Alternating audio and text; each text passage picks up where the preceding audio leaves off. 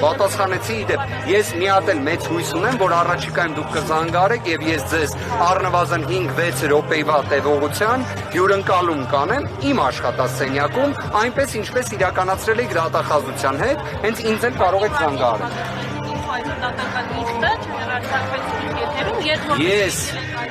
վստահ եմ, դուք ներկա եք դատական նիստին եւ դատական նիստի ընթացքում Պաշտպանության կողմի ներկայացրած դիրքորոշումը ձեզ համար հասանելի եղել է։ Ավելին, ես ինչպես նշեցի, առաջիկայում նշված հարցի վերաբերյալ փոփոխություն կլինի, այլ դիրքորոշում կլինի, եւս կներկայացվի։ Ես առնվազն իսկապես մշտապես կարևորել եմ հրապարակայնության սկզբունքը եւ այդ իսկ պատճառով նաեւ դատական նիստի ընթացքում ներկայացնելով դիրքորոշումը սահմանափակման վերաբերյալ հրապարակայնության ներողություն եմ խնդրել զանգվածային լրատվության միջոցների ներկայացուցիչներից, ինչ որ իմաստով կարող եք դա նաեւ վերագրել ձեզ եւս հասցեագրված։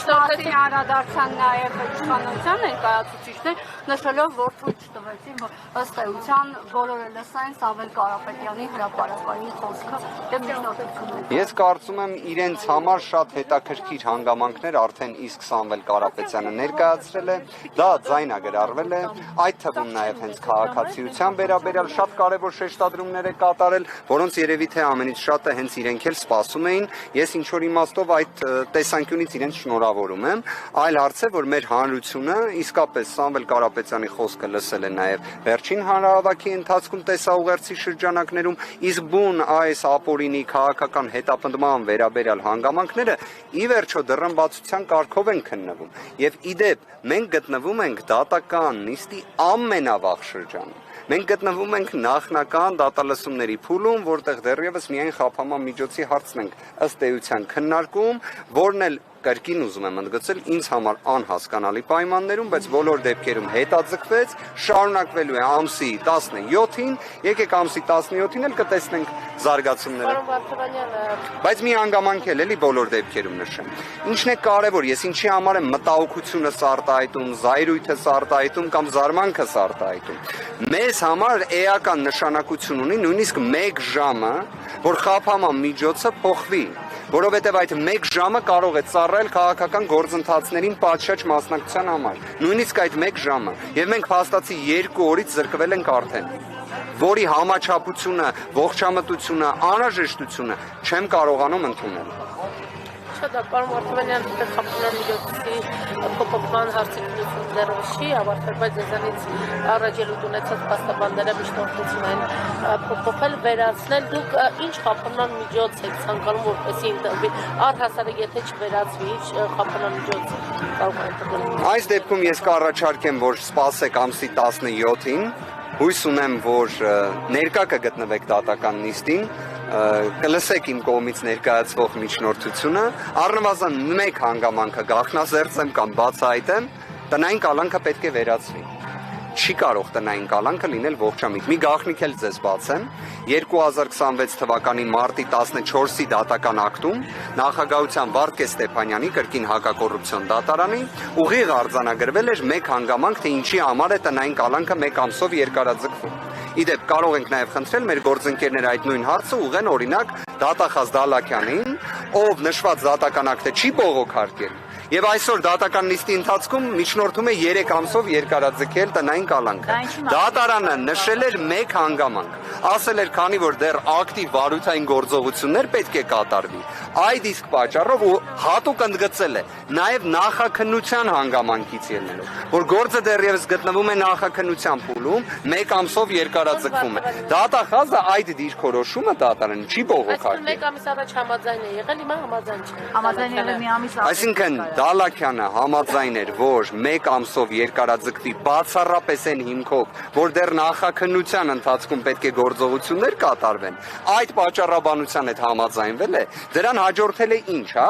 նախաքննության ավարտ, ակտիվ գործողությունների բացակայություն, իրենց կողմից իբրև մեղադրական եզրակացության հաստատում, որի վերաբերյալ մոտ 5-6 րոպե նաև ներկայացրել էր հրապարակայնորեն նաև հանրայինի եթերում ու հատկապես հանրայինի եթերում, բայց հիմա էլ գալիս է եւ ներկայացնում է դիրքորոշում, որ 3 ամսով երկարաձգվի տնային կալանքը։ Ես իսկապես ուզում եմ հասկանալ, որտեղ կարող է լինել ողջամտությունը։ Իրեւ դրա պատասխանը ես դատական նիստի ընթացքում տվել եմ։ Պարոն Դալաքյանը չի հանդիսանում անկողմնակալ դատախազ։ Պարոն Վարդևանյան, այդ դեպքում օրինակ այսօր ինչու հենց 3 ամսով դատախազը առաջարկեց երկարաձգել, եթե օրինակ քանի ամիս առաջ 1 ամսով էր երկարաձգել, այստեղ իրավական պրոցես։ Այստեղ իրավական պրոցես չենք տեսնում, այստեղ տեսնում ենք քաղաքական հետապնդում, որովհետև միայն քաղաքական հետապնդման պայմաններում է, որ կարող է այդպես լինել։ Միայն, որովհետև իրավական տրամաբանություն, ողջամտություն այստեղ իհարկե առկա չէ, չի էլ կարող լինել։ Այսինքն նույն դատախազը գտնում է, որ դրվագներից մեկը, որը ի դեպ կրկին հարցազրույցի ընթացքում նաև ներկայացնում էր հսկող դատախազը մեղադրական եզրակացությունը հաստատելով։ Ես շատ ցավում եմ, որ օրինակ մեր գործընկերը այդ հարցը չուղեց պարոն Դալաքյանին։ Օրինակ հարցը կարող էր հնչել ինչպես. Պարոն Դալաքյան, դուք այդ դրվագներից մեկով հիմնավոր կասկածի բացակայության վերաբերյալ դատական ակտ եք ունեցել, որը չեք բողոքարկել, համաձայնվել եք դրա հետ։ Ո՞նց եք մեղադրական եզրակացության մեջ այն ներառում, ո՞նց եք այն որպես մեղադրանք հաստատում, բայց ավաղ այդ հարցը չի հնչել, դատախազն էլ դատական նիստի ընթացքում որևէ արձագանք դրա վերաբերյալ չտվեց, թեև այն մատնացույց արվել էր, որպես իր անկողմնակալության դեֆիցիտի խնդիր։ Գործընկերներ, ամփոփելով խոսքս ուզում եմ հետևյալը նշել։ Մենք խոսում ենք 10 ամիս տևող կալանքի մասին։ 10 ամիս։ Մենք խոսում ենք Հայաստանի նախընտրական շրջանում գտնվելու մասին։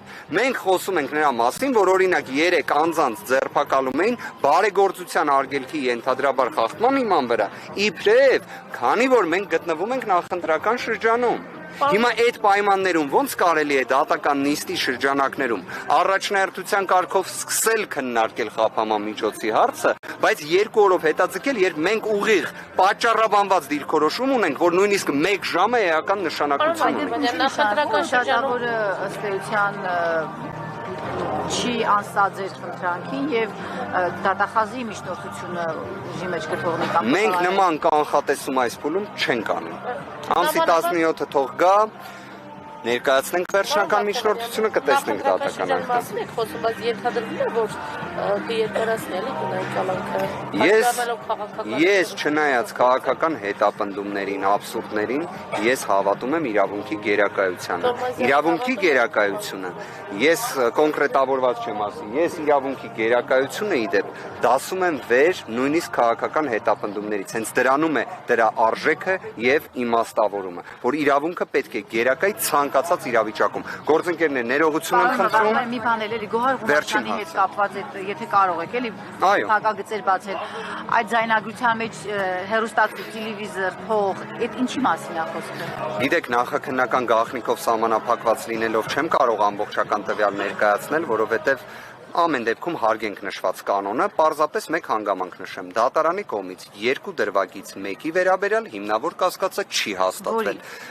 Այս պահի դրությամբ դա էլ չգախնազերծեմ, առնվազն արձանագրեմ, որ 1 դրվագը նույնիսկ հիմնավոր կասկածի ապացուցման շեմը չի հաղթահարել։ Այսինքն այստեղ ոչ միայն հիմքերի տեսանկյունից էր մեր այսպես ասած բանավեճը դատարանում եւ դիրքորոշումների ներկայացումը, այլ նաեւ պայմանի։ Կարող եմ ասել նույն այդ ձեր վկայակոչած տվյալի հետ կապված ամբողջությամբ դրա ՀՀ քրեական օրենսգրքի 221-րդ հոդվածի հետ որևէ ձևով առնչության վերաբերյալ, որտեղ այն իրենից ենթադրում է ընտրությունների հետ որոշակի կապ։ Այսինքն հոդված հերքող, եկեք այսպես ձևակերպեմ, հերքող տվյալները ունենք։ Պարոն Վարդևանյան, որը նաև ներկայացվեց նիստի ընթացքում։ Կապված իշխանականները, քաղաքականները այսպես տարածում են միտք, որ մայրը դրա համար չի կալանվում, մայրը կերակրող մայրը, բայց իրականում մայր լինելու հանգամանք աշխատելն է բացառապես։ Ես կրկին ուզում եմ հատուկ վկայակոչեմ, որ առնվազն հիմնավոր կասկածը 2 դրվագներից մեկով չի էլ հաստատվել։ Մյուս կողմից այստեղ ուզում եմ ընդգծել որոշակի իմաստով,